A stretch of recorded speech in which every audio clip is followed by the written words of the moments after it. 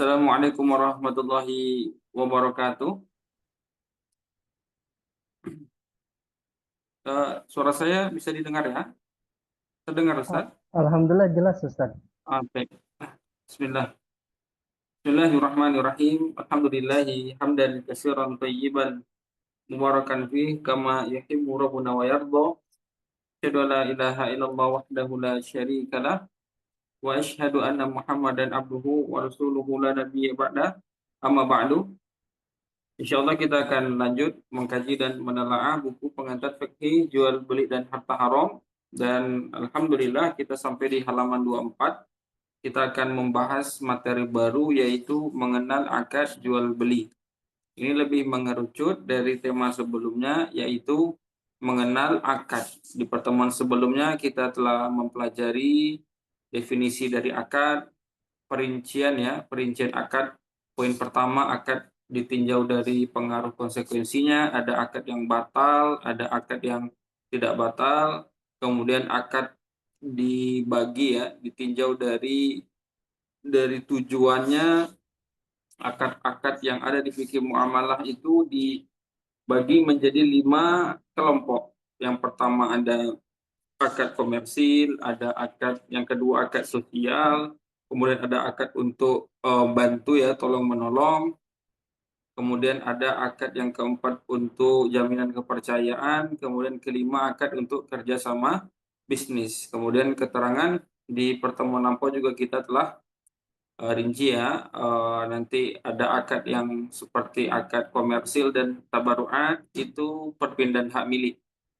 Konsekuensinya pindah hak milik. Adapun akad seperti akad irfak, kemudian akad yang tolong menolong, akad jaminan kepercayaan, dan akad kerjasama bisnis ini tidak pindah hak milik. Kemarin kita telah kupas perincian-perinciannya, dan larangan menggabungkan dua akad ya. Ada dua akad ketika digabung dia boleh, yaitu semua akad yang digabungkan dengan akad tausikot itu menjadi boleh. Ada yang dua akad itu tatkala digabungkan dia malah menjadi haram, yaitu penggabungan akad selain kepada tausikot. Misalnya menggabungkan hutang dengan jual beli. Berarti kan menggabungkan akad irfak dengan akad akad muawadat, atau akad komersil dengan akad tolong menolong. Nah, itu juga nanti dia jadi terlarang. Atau menggabungkan jual beli dengan sewa menyewa, berarti sesama akad komersil digabung. Ini bisa saja, bukan bisa saja, tapi di dalam buku ini malah menjadi terlarang ya. Itulah kita lewati di pembahasan sebelumnya.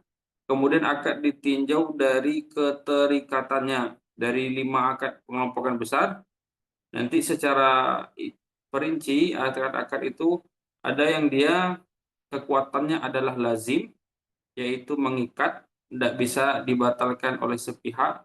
Ada yang akad itu dia kekuatannya cuma jaiz. Jaiz itu tidak mengikat dan bisa dibatalkan kapanpun oleh pihak manapun. Itu kemarin kita telah bahas di pertemuan sebelumnya. Selanjutnya, termasuk di 24, kita mulai mengerucut, ya ini mengenal akad jual beli. Nah, lebih mengerucut dari materi yang sebelumnya. Di sini penulis mengatakan, jual beli dalam bahasa Arab disebut al-bay'. Kata ini turunan dari kata al-ba'a. Kalau al-ba'a itu artinya depa. Depa itu ini. Tangan ke atas ini namanya depa. Kenapa seperti ini? Karena ya yaitu artinya ujung-ujung dua telapak tangan ketika dibentangkan. Nah, ini namanya depa. Kenapa jual beli disebut al-ba' atau al-ba'a ini? Karena ketika seseorang melakukan jual beli, maka yang masing-masing si penjual dan pembeli itu idealnya ya, apalagi zaman dahulu, mereka mengulurkan depanya, tangannya ini diulurkan, baik dalam rangka menyerahkan barang maupun dalam rangka menyerahkan uang, gitu ya, saling mengulurkan kedua depannya. Ini keterangan di kitab Fiqh Al-Mu'amalah karangan Dr. Saleh Al-Fauzan. Selanjutnya, ini tadi makna bahasa saja. Al-bai' makna lughahnya tadi depa. Depa itu ya ini ya, telapak tangan ini, yang bagian di ujung-ujungnya ini. Kemudian sementara makna jual beli secara istilah. Nah, ini yang kita syahid saksi bahasan kita. Apa jual beli secara istilah? Maknanya secara istilah. Di sini dikatakan maknanya secara istilah biasanya diartikan tabadul al-mal. Tabadul al-mal, yaitu tukar menukar harta. Atau nanti di sini ada definisinya lain. Definisi jual beli secara istilah yang cukup mudah dipahami ada disampaikan oleh Dr. Yusuf Asyubaili. Beliau mendefinisikan jual beli itu di halaman 25 ya. Mubadalatu malin bimalin ligordit tamalluk. Jadi jual beli itu apa? Yaitu mubadalah, tukar menukar, malin harta, bi malin dengan harta. Jadi jual beli itu merupakan proses tukar menukar harta dengan harta yang lain, ligorlit tamalluk, untuk tujuan pindah hak milik, untuk tujuan memindahkan kepemilikan. Itu disebut jual beli. Nah, dari sini teman-teman sekalian, kita bisa lihat jual beli itu ternyata tidak spesifik ya, tidak merujuk khusus kepada eh, menukar harta, menukar uang dengan barang saja, tidak. Karena definisinya dibuat general, yaitu jual beli mubadalatu malin bimalin, tukar menukar harta dengan harta. Mal itu definisinya sesuatu yang memiliki harta, itu disebut mal.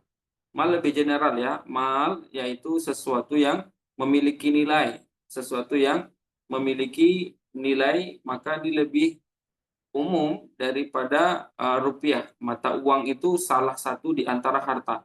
Maka jual beli itu bisa terjadi asalkan yang dipertukarkan sesuatu yang memiliki nilai ditukarkan dengan sesuatu yang memiliki nilai. Maka jual beli itu lebih luas. Itu ya.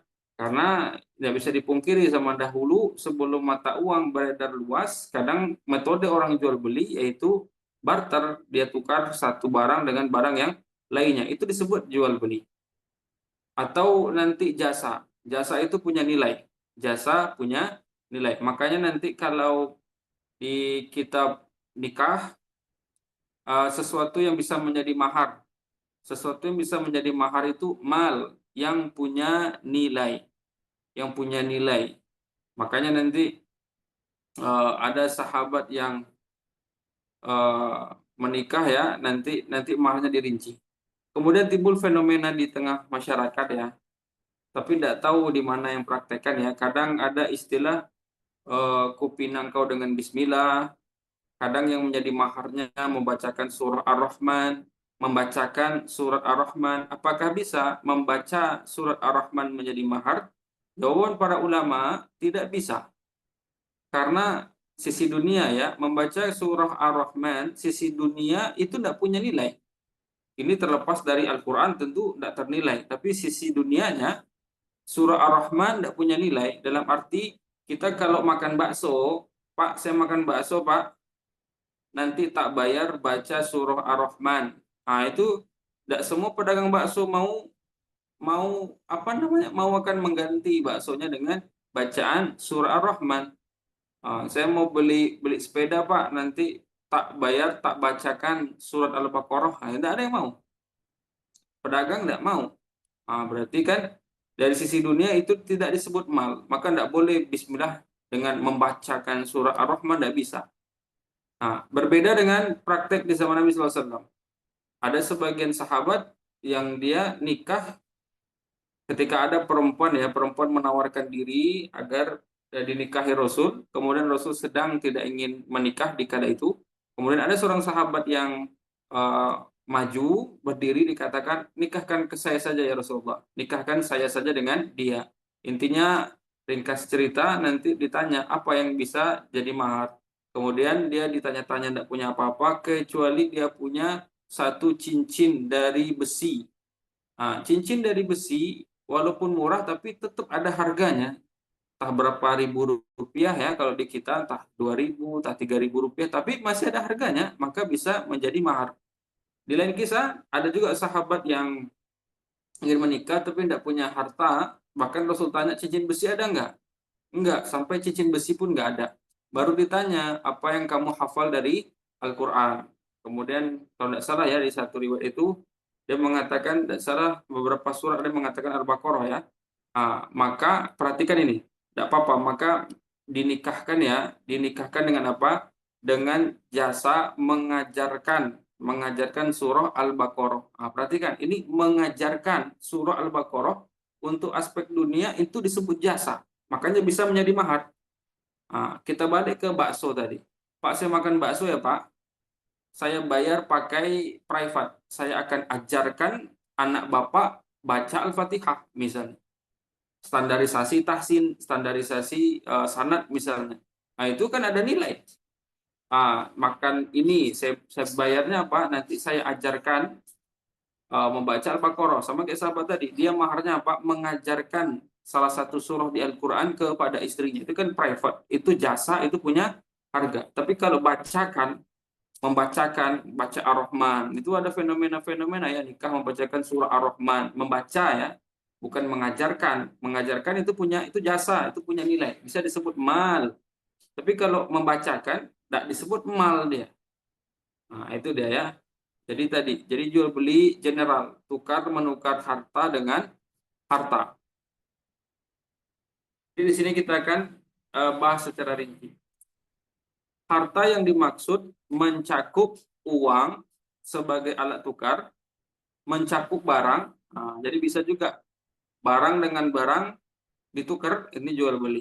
Ataupun objek transaksi lainnya, termasuk juga jasa. Jasa disebut jual beli. Contoh, ketika ada mungkin pedagang nasi goreng, gerobak, di sampingnya ada pedagang batagor, gerobak. Kemudian mereka barter nih, Aki, coba kasih saya batagor satu porsi, saya kasih kamu nasi goreng satu porsi. Mereka tukar. Oh, kalau ini tukar makanan ya, ini namanya jual beli. Yang jasa contohnya mungkin ada seseorang dia punya pekerjaannya jasa pijit. Jasa pijit itu biasanya sekali mijit 50.000. Kemudian dia punya tetangga punya jasa potong rumput. Potong rumputnya nanti tergantung ukuran halaman. Katakanlah standarnya 100.000. Kemudian mereka bersepakat. Si tukang pijit berkata, Akhi, ente potong rumput di tempat aneh ya. Kebetulan halamannya ini di angka 100.000 jasa rumputnya. Ukuran meter halamannya di angka 100.000. Ente potong rumput halaman aneh ya, nanti aneh pijit 2 kali. Nah, kan kalau jasa pijitnya kan sekali setengah jam lah, setengah jam pijit 50.000, kali 2 kan 100.000. Sementara potong rumput pun pas ukuran meter halamannya juga 100.000. Ini balance. Ini bisa disebut itu jual beli. Dalam Islam itu disebut baik, jual beli, tukar menukar jasa dengan jasa. Jadi luas. Karena definisinya mubadalatu malin bimalin.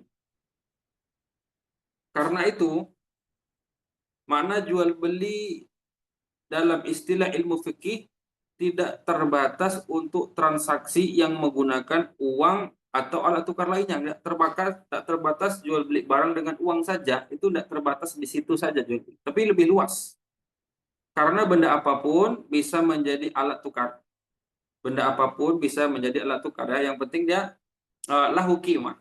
Ma lahu qimah. Sesuatu yang punya nilai ekonomis ya, seperti tadi cincin besi yang kita bahas tadi ya, jasa mengajarkan Al-Quran. Sehingga jika ada orang yang melakukan barter baju dengan beras, ini masuk kategori jual beli. Selanjutnya di masa sahabat, di sini dibahas ya, di masa sahabat standar harga mereka itu menggunakan acuan takaran dengan mud, dengan sok, di mana satu mud sama dengan cakupan 2 telapak tangan orang dewasa. Kalau diginikan, ini namanya satu mud. Sementara konversi satu sok adalah 4 mud. Nanti satu sok ini untuk kadar membayar zakat fitr. Satu sok makanan pokok putul balad, makanan pokok suatu negeri. Nanti ini ya, di sini juga ketemu. Dan yang ditakar biasanya bahan makanan. Dan bahan makanan menjadi salah satu alat transaksi ketika itu. Nanti kita lihat ada sedikit kisah ya. Diriwayatkan bahwa Umar radhiyallahu anhu pernah melakukan inspeksi pasar. Di sana beliau bertemu dengan sahabat Hatib bin Abi Balta'ah. Hatib radhiyallahu an dia menjual zabib. Jadi Hatib ini dagangannya kismis. Dia pedagang kismis. Lalu Umar tanya, "Berapa kamu jual wahai Hatib?" Ternyata Hatib bilang, harga kismisnya itu satu mud kismis. Satu mud kismis ini dijual Hatib seharga 2 mud gandum. Jadi bayarnya pakai gandum. Jadi 1 mud kismis dibayar dengan 2 mud gandum. Jadi pembayarannya, alat bayarnya adalah gandum di situ. Yang dijual adalah kismis. Itu kata Hatib, harganya 2 mud katanya. Kemudian Umar mengatakan, ini adalah latar belakangnya. Sebelumnya banyak pedagang itu membicarakan tentang harga penjualan Hatib. Karena Hatib menjual kismis itu di bawah harga pasar. Standarnya kismis, 1 mud kismis itu di kala itu, harusnya 1 mud kismis itu dibeli dengan 1 sok gandum. 1 mud kismis itu standar harganya, harga normalnya kala itu 4 mud gandum. 1 mud kismis dibayar dengan 4 mud gandum. Hatib jual separuh. 1 mud kismis dijual Hatib dengan harga 2 mud gandum. Jadi banyak orang mempermasalahkan harga Hatib. Makanya Umar datang, kemudian Umar bertanya kepada Hatib, "Berapa kamu jual?" Nanti ada beberapa riwayatnya, mungkin di belakang ada yang lain. Dikatakan oleh Hatib, dia jual 2 mud. Wah, ini murahnya 50% dari pedagang yang lain yang dikhawatirkan. Kemudian Umar berkata, radhiyallahu an, "Tabata'una bi abwabina wa afniyatina wa aswakina taqta'una liqabana thumma tabi'una kaifa syi'tum." Kalian telah berjualan.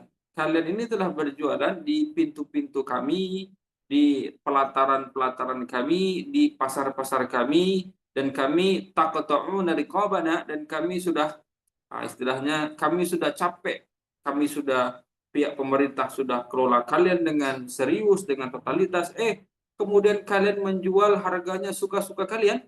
Gitu kata Umar. Umar agak suka, agak berang ya, agak marah. Kalian sudah dapat izin jualan di pasar kaum muslimin, kami pemerintahan kaum muslimin sudah kelola, sudah kontrol, sudah capek, kalian malah jual suka-suka kalian saja. Bi'so'an, jual kismismu harganya 1 sok sebagaimana orang-orang jual.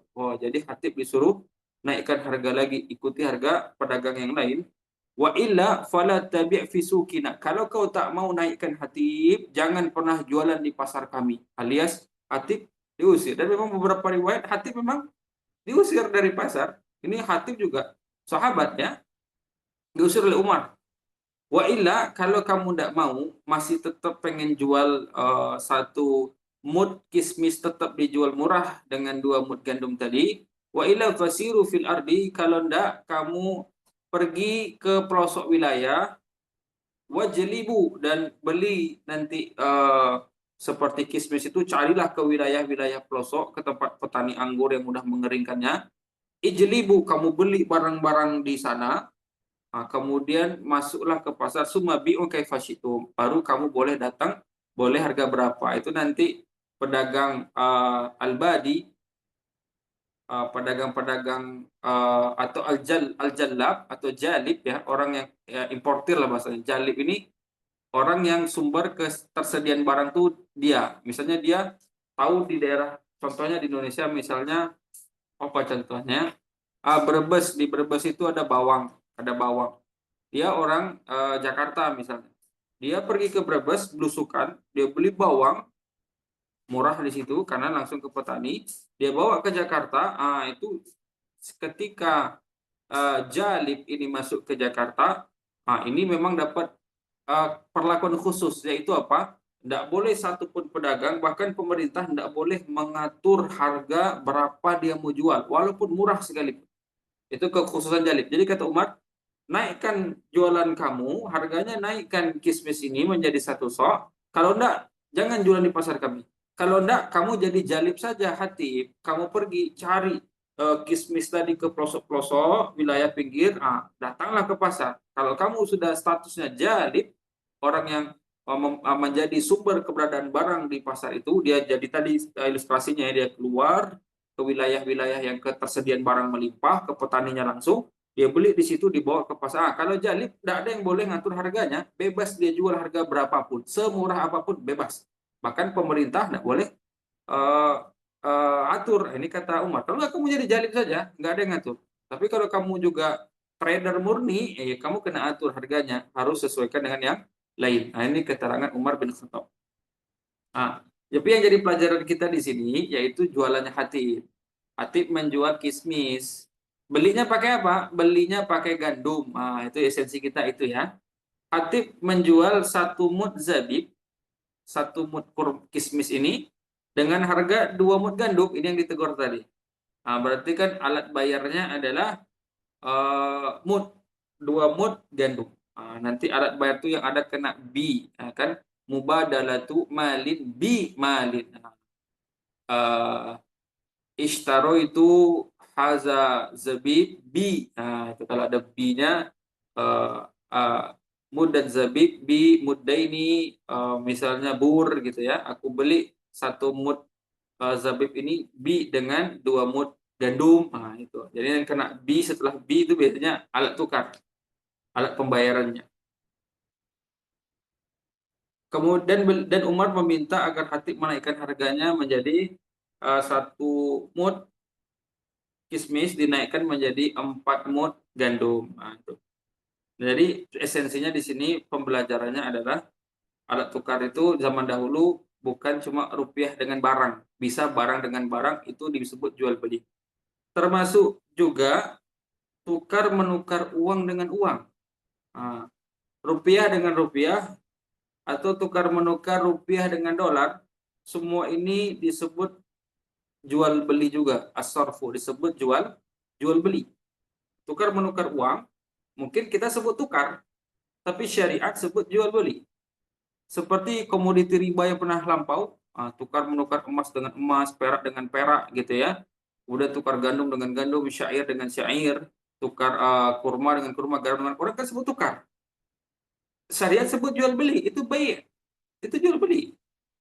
Makanya ribanya riba baik, riba jual beli. Nanti ada 2, ada riba fadl, ada riba nasiah. Itu kan riba masalah basicnya, asalnya adalah barter atau alias jual beli. Demikian juga tukar menukar uang, itu juga disebut jual beli. Nah, pembagian jual beli. Jual beli ya, biar lebih rinci ditinjau ya, ditinjau dari beberapa poin di sini sampai pertama sampai poin ketiga, sampai 3 sudut pandang. 3 sudut pandang. Pertama, dilihat ya, jual beli ditinjau dari objek yang ditransaksikan. Berarti kita lihat jual beli ya, dilihat dari objeknya. Maka di sini ada 3. Pertama, ada namanya jual beli itu apa? Tukar menukar uang dengan barang. Ini dominan. Setelah mata uang beredar, dikenal terutama di Indonesia. Ini jual beli yang normal, yaitu yang ditukar apa? Uang dengan barang. Uang selaku alat tukar barang yang diinginkan. Ini yang paling dominan.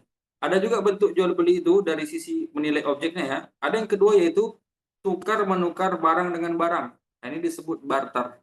Baik mukayyadah disebut barter. Mukayyadah disebut barter. Ini yang mayoritas dulu sebelum uang belum beredar secara masif, secara massal. Dulu orang menukarnya pakai ini. Mungkin sekarang beberapa prakteknya ya, ketika saya di wilayah Jambi, salah satu wilayah di provinsi Jambi, maaf ya, di situ ada namanya anak dalam, suku anak dalam, atau orang-orang suku pedalaman, itu kan dia tidak ngerti rupiah ya, maaf ya, terbelakang mereka. Tapi mereka punya hasil bumi yang bagus. Misalnya mereka di dalam hutan itu ketemu herbal yang langka, ketemu madu yang murni ya, madu hutan di dalam itu. Kadang mereka bawa ke pasar, nanti tukar dengan kain. Nah, itu barter. suku-suku pedalaman di wilayah Jambi itu dia kadang cari-cari yang langka-langka di dalam hutan itu. Dia nanti bawa ke pasar, kemudian tukar dengan kain, dengan baju, dengan jaket. Tukarnya seperti itu. Itu contohnya barter. Beberapa wilayah masih ada barter. Kemudian yang ketiga, jual beli ditinjau dari objeknya adalah tukar menukar uang dengan uang. Disebut asorfu, disebut sorof. Ini jual beli. Walaupun orang sebutnya tukar. Nah, ada fenomena di tengah kita, ikhwah. Apa fenomenanya? Merupakan sebuah kebiasaan di berbagai masjid, di berbagai masjid, termasuk masjid-masjid sunnah. Itu kalau sudah mau event besar seperti hari Jumat, selesai sholat Jumat, maaf, itu kota infak pada penuh. Kemudian para pengurus sibuk menghitung kota infak. Kadang sebagian kaum muslimin, termasuk masjid yang ngaji, kita bahas masjid yang sudah ngaji saja dulu. Masjid yang belum ngaji, nggak usah ditanya gitu ya. Di masjid yang ngaji, masjid-masjid salaf, itu kadang panitia selepas sholat Jumat mereka menghitung uang. Ada sebagian mereka itu tukar uang besar dengan uang kecil, atau tukar uang kecil dengan uang besar, biar enggak, dia pedagang mungkin panitianya nih, pengurus masjidnya kebetulan pedagang, dia butuh kembali uang kecil. Dikasihnya lah uang 100.000 dia, diambilnya uang 2.000, 50 lembar. Ada atau tidak seperti itu? Ada Ustaz? Pernah nampak ya, tukar menukar uang? Bagaimana tinjauan syariah di sana? Ingat, tukar menukar uang, minal as-sarfu minal bay'. Tukar menukar uang adalah jual beli. Paham ya? Kita belajar. Tukar menukar uang itu jual beli. Nah, berarti yang mereka lakukan itu adalah jual beli ya ikhwah.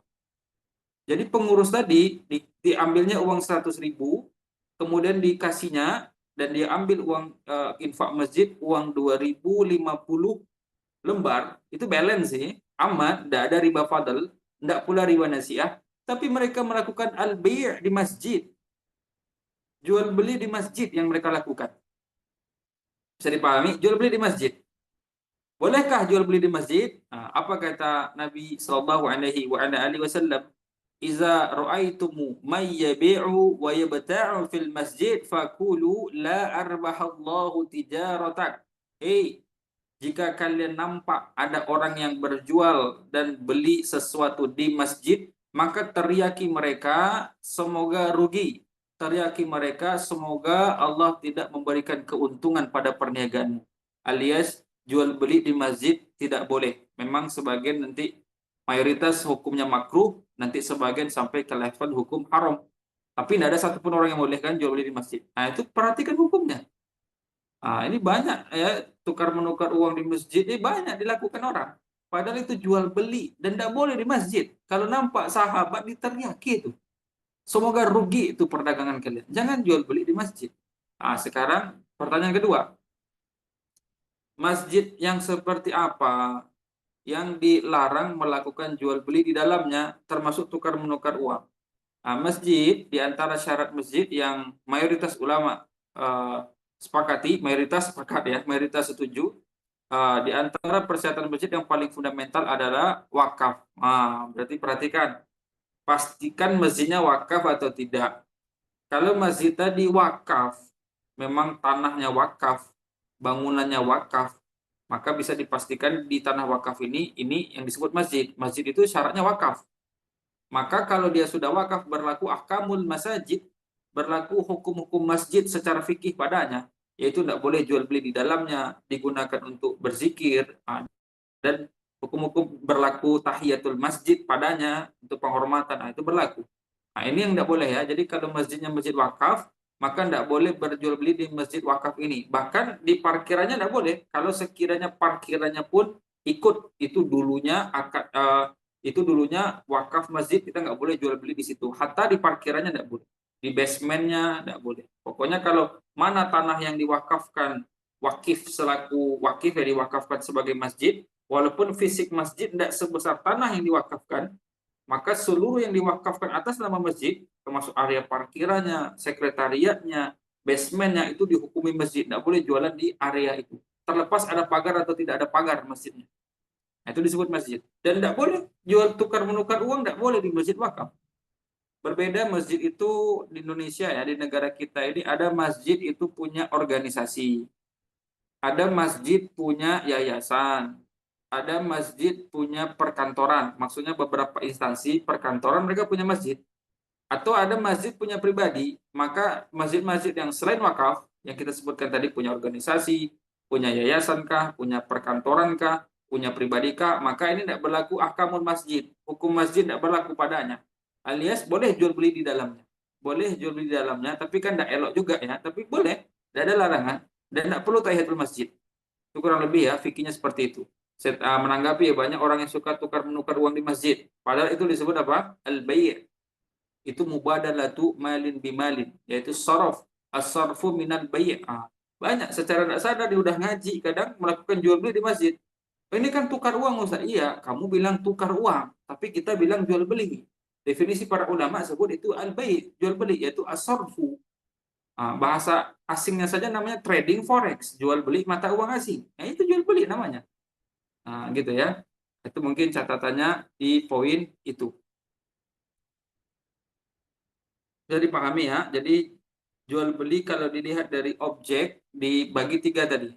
Yang jual beli itu kalau dipandang objeknya, yang ditransaksikan, objek yang ditransaksikan ada tiga pecahan. Pertama, objeknya apa? Yang ditransaksikan apa? Uang dengan barang. Ini normal. Yang kedua, barang dengan barang. Yang ketiga, uang dengan uang. Berarti objek yang ditransaksikan uang dengan uang. Nah, itu uang besar dan uang kecil. Itu dia. Itu namanya saraf. Maka demikian juga kita pernah bahas ya. Kadang pedagang di pasar juga tukar. Tidak ada kembalian kecil, dia tukar dengan samping. Ternyata tidak utuh. Bahkan terjadi riba fadl. Karena itu adalah jual beli. Mereka sebut tukar ya, tapi syariat sebut jual beli. Jual beli mata uang dengan mata uang, atau yang ya mata uang dengan mata uang saja berbeda, itu syaratnya harus tunai. Satu harus tunai. Kalau sejenis mata uangnya syaratnya dua. Harus sama nominal plus harus ya dan biadin, cash and carry. Itu kita telah bahas di masalah riba ya. Mungkin bisa diulang masalah riba. Baik, lanjut. Dari ketiga bentuk transaksi di atas yang kita sebutkan tadi, transaksi yang paling ketat ya adalah as-sarfu. Yang paling ketat regulasinya adalah as-sarfu, yaitu nomor 3. Tukar menukar uang dengan uang, ini yang paling ketat hukumnya, yaitu uang ditukar dengan uang. Dibatasi dalam arti harus dilakukan secara tunai dan wajib sama. Itu maksudnya. Kalau tukar menukar uang dengan barang, ya uang dengan barang ya, tidak perlu sama, tidak perlu tunai. Tidak mungkin beli beras sekilo, bayarnya pakai uang sekilo, beratnya sekilo, dah. Itu. Tapi kalau as-sarfu, tukar menukar uang dengan uang, itu ketat, yang paling ketat, karena ada syaratnya dua, harus tunai dan harus sama, bilangannya, nominalnya harus sama. Sebagaimana hadis dari Ubadah ibn Samit radhiyallahu anhu, Rasul bersabda sallallahu alaihi wasallam, Ubadah bin Samit mengatakan, anna Rasulullah sallallahu alaihi wasallam yanha an bai'iz zahabi biz zahabi wal fiddati bil fiddati illa sawa'an bi sawa'in ainan bi ainin faman zada aw izdada faqad arba. Bahwasanya Nabi sallallahu alaihi wasallam itu melarang seseorang menukar emas dengan emas, menjual belikan baik di sini sebutnya baik emas dengan emas, perak dengan perak, kecuali harus dilakukan sawaan bisawain, harus sama dari sisi timbangan, sama dari sisi volume, ainan bi ainin, dan harus ya dan biadin. Ainan bi ainin yakni ya dan biadin, harus tunai. Jadi harus sama plus tunai. Faman zada, barang siapa ketika tukar menukar emas atau tukar menukarkan perak, waman zada, barang siapa yang dia melebihkan timbangannya, awizdada, atau minta dilebihkan, maka sungguh dia telah berbuat arba, dia telah berbuat riba. Kalau kelebihan ada ziyadah, maka namanya riba al-fadl, riba fadl yang pernah kita bahas. Jadi perhatikan hukum ini. Dalam hadis ini, Nabi Shallallahu Alaihi Wasallam menambahkan aturan tambahan untuk transaksi emas dengan perak. di mana emas jika ditukar dengan emas maka harus dilakukan secara tunai dan sama kuantitasnya. Dua syarat, tunai plus sama kuantitas. Turunan dari hal ini adalah transaksi uang dengan uang. Jika mata uang yang ditransaksikan sejenis rupiah dengan rupiah, maka harus ditransaksikan secara tunai dan sama kuantitasnya. Makanya kalau pedagang di pasar itu tukar menukar uang, atau suami tukar uang, suami mau belanja, atau ada paket datang misalnya nih, suami mau bayar, uangnya gede, kebetulan istri punya uang juga gitu ya, akhirnya tukar uang sama istri, tapi ini barter nih, dek tukar uang kecil ya dek, dia uang 100.000, tukar uangnya dek, rupanya uang istrinya cuma ada uang 20.000 4 lembar, gitu, berarti berapa itu? 80.000, adanya cuma ini bang, ya udah tukar enggak apa-apa. Nah, kalau bahasanya tukar, dikasihnya uang 100.000, diambilnya uang istrinya 20.000 4 lembar, berarti kan ini kuantitas nominal beda. Maka itu riba fadl namanya, itu riba. Berbuat riba, jangan ada riba di antara kita gitu ya, malah berbuat riba antara suami dan istri. Paham ya? Itu kalau bahasanya tukar. Tapi kalau minjem lain. Dek tukar uang dek gitu ya, uang 100.000 karena paket katanya, uang 100.000, kemudian uang istri bilang, bang uang aneh cuma 20.000 4 biji, 4 lembar, gimana? Oh ya udah saya aneh pinjam dulu ya. Bahasanya pinjam, kalau pinjam boleh. Dia pinjam 80.000, balikkan 80.000. Tapi kalau bilangnya tukar, itu sorof, itu harus sama kuantitas dan harus tunai. Itu ilmunya seperti itu. Ya, mana tadi? Tip, tukar menukar uang dengan uang kalau sejenis harus tunai plus dan sama kuantitas. Kenapa sih tukar menukar uang? Ini terakhir ya pembahasannya. Kenapa sih tukar menukar uang itu ketat, lebay gitu ya? Aturannya ketat. Kenapa? Nah, ini ada faedahnya ada. Mengapa transaksi uang itu dipersulit alias paling ketat? Keterangannya karena syariat itu menginginkan agar mata uang ini tetap di posisi sebagai alat tukar. Jangan sampai mata uang ini menjadi komoditas yang diperdagangkan. Dia itu alat tukar, ya alat tukar. Makanya dibuat aturan ketat. Yang memang jangan sampai ambil keuntungan. Kalau ada orang tukar uang dengan uang, jangan ada yang boleh ambil keuntungan. Karena uangnya alat tukar. Kalau kamu mau cari untung, kamu jual barang, komoditas yang kamu jual selain mata uang. Mata uangnya alat tukar, acuan, bukan mencari untung di pertukaran rupiah dengan rupiah dia cari untung. Itu tidak dibolehkan. Berarti itu jual belinya uang dengan uang gitu. Itu ya, karena ingin mempertahankan syariat, ingin mempertahankan posisi mata uang ini sebagai alat tukar, bukan sebagai objek yang diperdagangkan untuk meraih keuntungan. Itu tujuannya. Sebagaimana keterangan Ibnu Rushd, dia pernah mengatakan ya, kenapa tadi ada keterangan di atasnya, kalau sekiranya dibebaskan ya, menukarkan uang ini bebas tanpa aturan, maka akan terjadi riba. Bisa jadi riba fadl atau riba nasiah. Ibnu Rushd menjelaskan, babus sarfi min adyaki abwabir riba. Fatakhallusu minar riba ala man kana amalu as-sarfa asirun illa liman kana min ahli al-wara wal ma'rifah bima yahillu fihi wa yahrumu min wa qalilum ma hum. Masyaallah. Sorof tadi itu merupakan bab yang paling sempit di pembahasan riba. Yang paling sempit ya, riba yang paling sempit tentang sorof tadi, tukar menukar mata uang itu merupakan materi yang paling detail, yang paling pelik, yang paling banyak syaratnya di pembahasan bab riba. Dan sungguh takhallusu minar riba, dan sungguh membebaskan diri dari riba bagi orang yang profesinya di masalah keuangan, dia kerja di masalah finance, itu susah. Jadi orang kalau ingin lepas dari riba, sementara dia kerjanya di masalah keuangan-keuangan lah ya, yang finance dan sejenisnya, itu susah. Asirun. Kecuali bagi orang-orang yang dia memiliki warok yang tinggi, kehati-hatiannya tinggi, kemudian ma'rifah dan dia ilmunya mumpuni, dia tahu mana yang halal, mana yang haram, itu bisalah dia untuk menjaga diri ya, ketika dia bergerak di sektor ekonomi, sektor keuangan, dia bisa melepaskan diri dari riba tadi. Wa qalilum mahum, tapi sedikit sekali orang yang seperti ini, ahlu wara' wa ahlu ma'rifah. Nah, itu cuma sedikit. Tadi ya, maka itu nanti transaksi kalau uang itu harus uang dengan uang harus tunai dan harus sama. Karena kalau uang tadi ditransaksikan bebas, tidak dipedulikan tentang ke nominalnya bebas, masalah tertunda tidak tertundanya bebas, itu hal seperti itu secara makro ini bisa memberikan pengaruh ya, penurunan ini bisa kalau kita terapkan kaidah riba ini dalam jual beli mata uang ini bisa menurunkan ya, menurunkan pengaruh economic bubble, gelombang ekonomi. Ini penyebab krisis moneter ya. Karena ketika transaksi uang itu lebih dominan dibandingkan keberadaan barang atau jasa, maka potensi ke gelembung ekonomi ini akan semakin besar dan itu menyumbang kenaikan angka inflasi di masyarakat.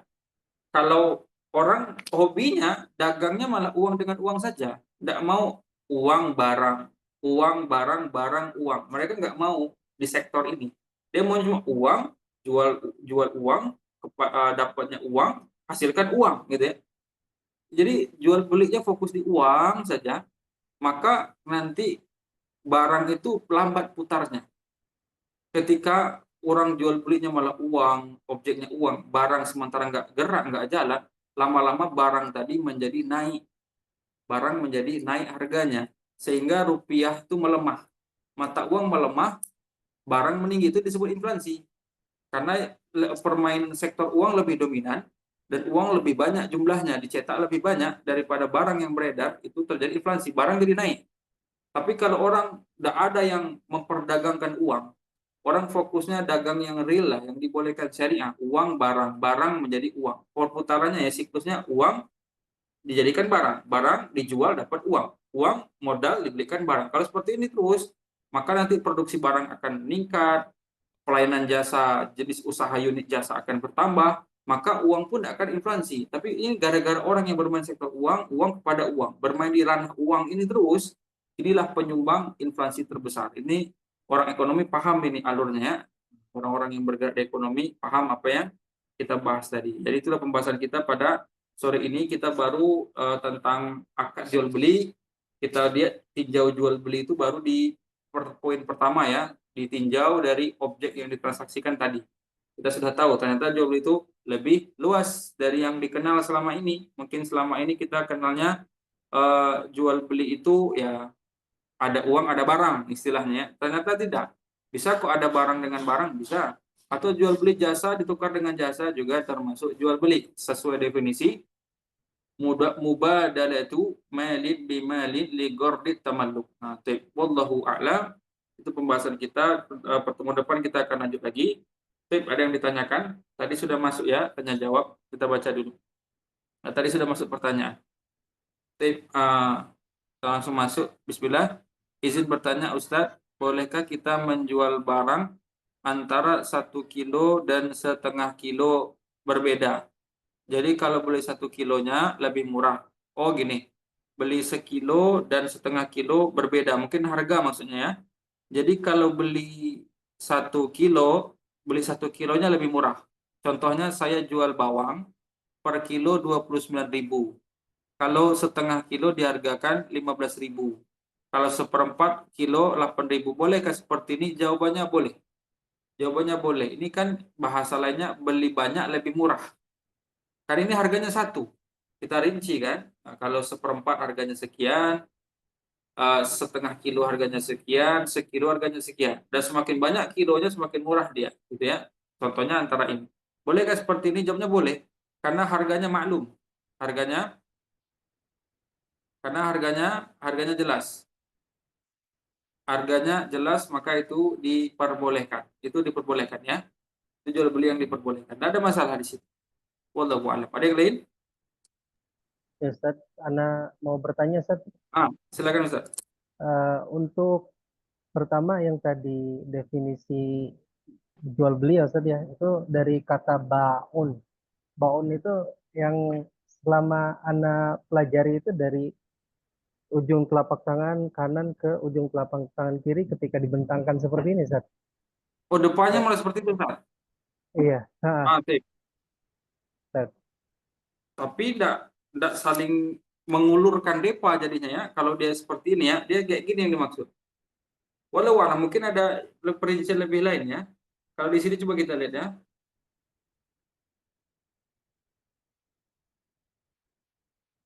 Oh iya benar Ustaz. Ujung-ujung dua telapak tangan ketika dibentangkan. Berarti seperti Ustaz terangkan tadi ya. Tapi saya ada pernah baca keterangan di buku, saya lupa di kitab mana, itu ya karena menjulurkan ini gitu. Dia ngasih barang, ngasih uang, ketemu depannya gitu. Itu bahasanya. Mungkin dengan lawan transaksi ya. Di sini tadi benar, yaitu jarak antara ujung-ujung dua telapak tangan ketika dibentangkan. Nah, benar yang Ustaz sebut tadi, depan tadi seperti yang Ustaz sebutkan. Karena Ya, saya pernah terbawa definisi tempat lain berarti ya nggak kebaca ininya.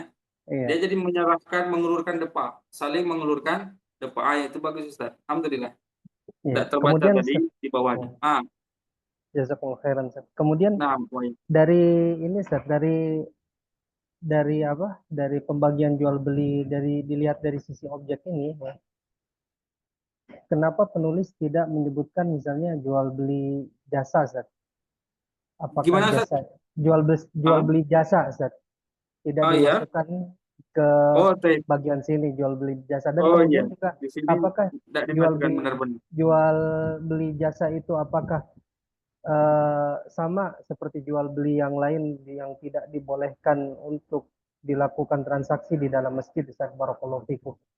Oh, tip. Kalau ada nanti jasa, iya, jual beli jasa juga ijarah itu minal baik juga Ustaz. Ijarah minal baik.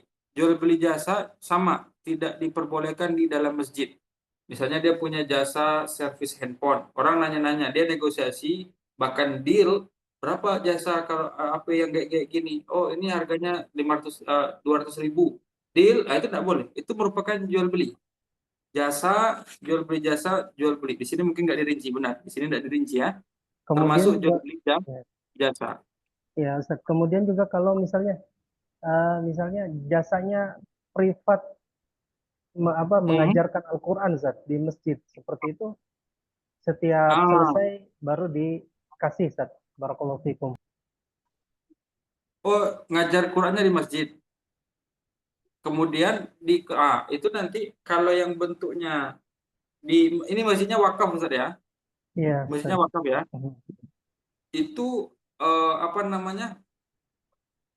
Itu memang udah mengarah ke jasa atau nanti ke infak pembayarannya Ustaz. Memang udah ke jasa, memang berbayar. Maka ketika akadnya jangan di masjid. Ketika buat akad jangan di masjid. Nanti pembayaran jangan lakukan di masjid. Adapun proses berjalannya jasa tadi boleh di masjid, itu bukan jual beli namanya. Ya kan barometernya nanti pas akad, Ustaz ya. Nanti membuat akadnya jangan di masjid karena itu jual beli jasa ya, itu benar jasa ya. Kadang ada nanti pengajar Al-Qur'an nanti ya pembayarannya mungkin panitia masjid meminta musinin para donatur, kemudian ada yang infak, ada yang sedekah, kemudian pengurus masjid ini yang membayar transport, itu kan lain cerita ya. Tapi kalau tadi sudah menjadi jasa, akadnya jangan buat di masjid. Kalau bisa pembayarannya pun hindari di masjid.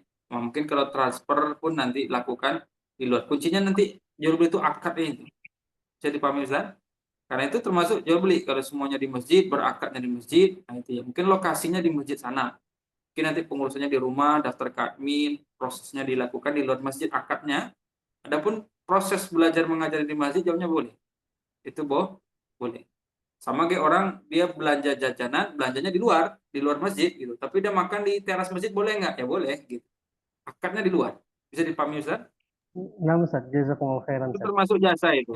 Kalau Nah, termasuk Ustaz. itu jasa. Nah, ini ada masuk secara online. Kita baca online dulu Ustaz. Ada yang dari pesan. Oh, syukur atas jawaban Ustaz. Nah, Afwan izin bertanya lagi Ustaz. Ana ngajar di masjid. Oh, ini yang kayak tadi Ustaz saya tanyakan. Biasanya suka ada iurannya atau bulanan anak-anak kasih ke anak gimana nih? Biasa suka ada iurannya atau bulan bulanan anak-anak kasih ke anaknya di masjid itu boleh ke Ustaz? Baik. Ini iuran bahasanya ya. Coba dibantu, ini iuran dari bahasanya. Kalau iuran berarti kan akad tabaruat ya. Ini iurannya, mungkin yang bertanya tadi, iurannya dipatok atau tidak? Kalau infak, infak wajib misalnya, iuran tapi sudah dipatok harganya itu jasa. Itu sudah jual beli, itu sudah jasa. Tapi kalau iuran mungkin anak-anak bayar seikhlasnya ya. Kalau bahasanya kita ajarkan ngaji, berapa biaya tidak ada, bayar seikhlasnya itu boleh di masjid. Karena itu bukan jual beli. Tapi kalau sudah patok harganya, tidak boleh kurang, harus ada list harga price listnya, itu sudah jual beli namanya. Itu sudah jual jasa. Oh, tetap ya. Nah, kalau tetap itu sudah jasa, akadnya ya. Kalau bisa buat akadnya jangan di masjid. Adapun masalah pembayaran, masalah takobut, beberapa fatwa yang saya baca, takobut boleh di masjid. Takobut itu serah terima uang dan barang boleh di masjid. Kalau tadi kan pembayaran ya. Contoh, kita tidak boleh berakad di masjid. Misalnya kita beli nasi goreng, pedagang nasi gorengnya di luar pagar. Nah, kita boleh berakad di sana. Bang, nasi goreng sepiring ya, istisna. Kita bayar 15.000. Nah, kita ke masjid. Atau nanti kita tidak bayar dulu. Kita pergi duduk di teras masjid. Kemudian datanglah abang tadi ngantar, kita bayar. Nah, itu kita tidak berakad. Itu kita serah terima barang dan uang di masjid. Itu sebagian ulama fatwakan itu tidak termasuk baik, walaupun itu konsekuensi ya. Tapi kuncinya berakadnya ini. Atau tawar menawar jangan di masjid. Tawar menawar, promo, kemudian berakad jangan di masjid. Tapi kalau serah terimanya saja. Atau kayak tadi, misal itu contoh pertama. Atau kita mungkin beli buku. Ada yang jual buku ya, teman jual buku misalnya di luar parkiran masjid. Kita beli. Rupanya udah beli buku, giliran mau bayar iqomah, kita sholat dulu. Kemudian assalamualaikum warahmatullah, assalamualaikum warahmatullah. Selesai sholat, kita bilang, ini uang buku tadi ya. Itu boleh. Itu kan seperti membayar hutang ya. Nah, sama kayak tadi ya, jual beli tadi. Yang ditanyakan iurannya. Oh, ini ada tambahan lagi, iurannya tetap Ustaz. Tapi kalau ada anak yang tidak mampu, tidak bayar atau gratis. Mungkin kalau yang untuk anak yang iuran tetap itu dihitung jasa.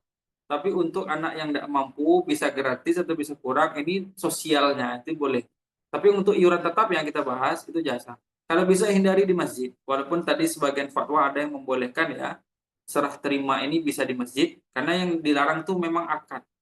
Tapi idealnya, karena itu masjid, kita jauhkan dari hal-hal yang berbau komersil, agar kita bisa khusyuk beribadah kepada Allah. Idealnya jangan di masjid serah terima iurannya ya. Saran saya jangan di masjid. Tapi kalau secara fatwa tadi sudah kita bacakan. Wallahu a'lam. Tip, ada yang lain? Ya, Ustaz. Apabila ini Ustaz, Gimana, mengiklankan Bro? di masjid, Gimana?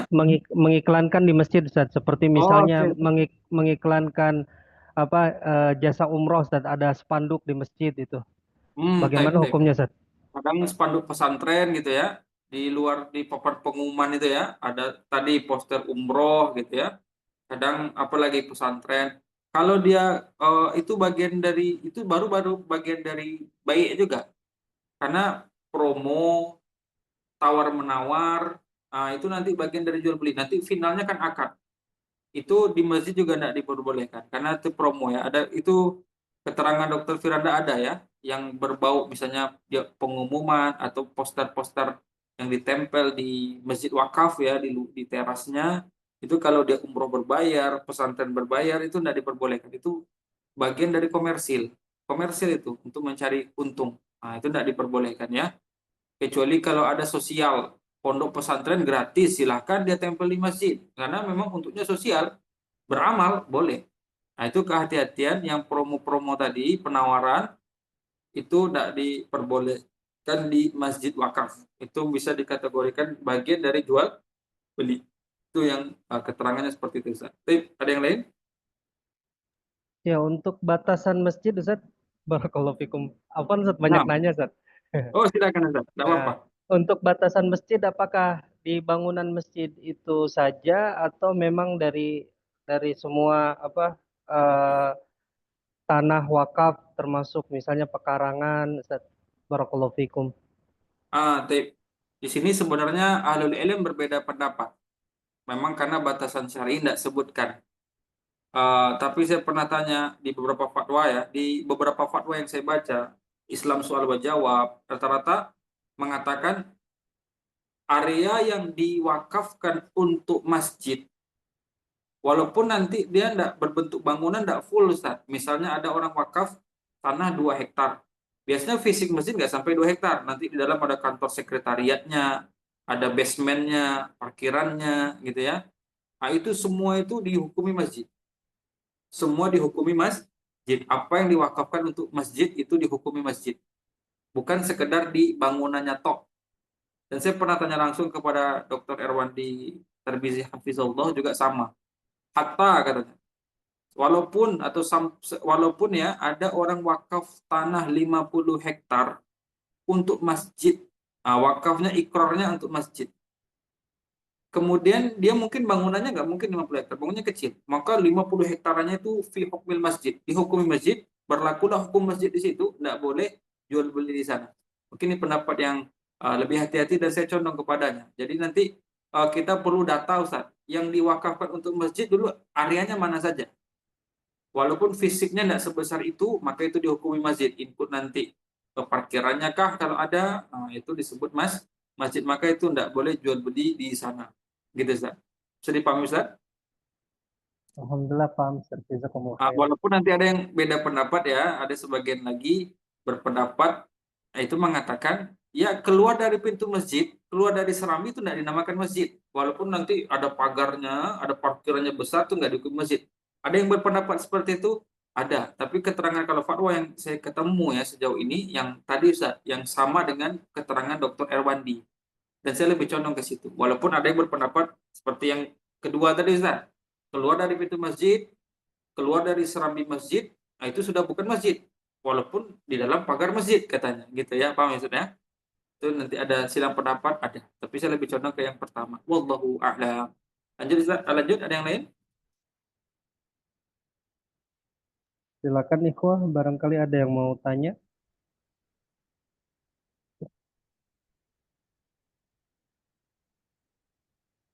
Bisa langsung atau lewat chat, silakan. Tidak ada Ustaz untuk takkid Ustaz. Oh itu Oh, Ustaz ini ada bayaran di apa? parkiran. Ah, itu di situ Oh, bayar di tip. parkiran ditambah kalau misalnya transaksinya di toilet misalnya Ustaz, di tempat toilet Ustaz. Gimana Ustaz? Ini Ah, bagaimana dengan bayaran parkir Ustadz? Di masjid ada bayar parkir gitu ya? Oh ya, ada beberapa masjid yang ada tukang parkirnya ya. Ini ini harusnya enggak boleh ini. Tapi rata-rata nanti tukang parkirnya ngambilnya di luar pagar masjid atau di dalam ini. Ini jangan di dalam saja kalau ini ya. Kalau ini nanti di luar. Harusnya jangan sampai ada komersil, misalnya ada jasa parkir ini. Tapi ini nanti ada rinci parkirnya itu udah ada nominal atau berapa mau dibayar. Itu ada perincian satu. Kalau udah nominal tetap itu udah jasa namanya. Ada jasa, jangan sampai di pelataran masjid. Mungkin penerimaannya nanti di luar pagar masjid idealnya. Ini termasuk jual beli kali ini ya. Tentang parkir ini termasuk jual beli. Kemudian tadi apa Ustaz? Pembayaran ah, yang di misalnya dalam.